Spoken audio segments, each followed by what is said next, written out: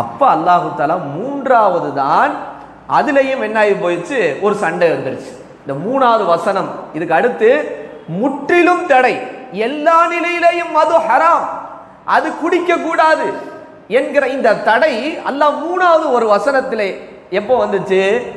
அது ஒரு விருந்து ஏற்பாடு செய்யறாங்க. மாலிக் அவங்க விருந்துல மதுவும் பரிமாறப்படுது.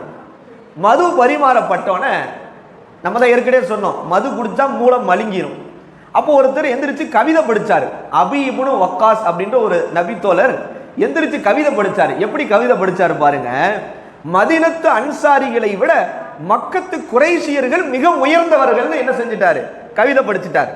மதீனால இருக்கக்கூடிய அன்சாரிகளை விட மக்கத்து குறைஷிகள் மிக சிறந்தவர்கள் என்று கவிதை படிச்சாரு. எவ்வளவு கோபம் வரும்.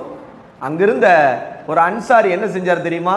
அந்த விருந்துல சாப்பிட்டுட்டு இருந்தவர் என்ன செஞ்சாருன்னா, ஒரு ஒட்டகத்தினுடைய எலும்பை தூக்கி ஒரே அடி அடிச்சார்.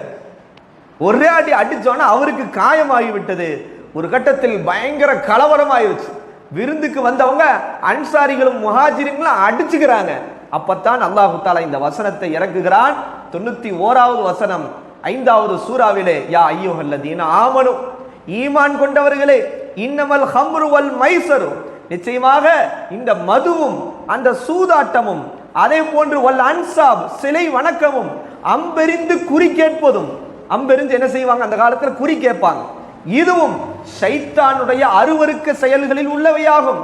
ஆகவே இவைகளிலிருந்து நீங்கள் விலகி கொள்ளுங்கள்.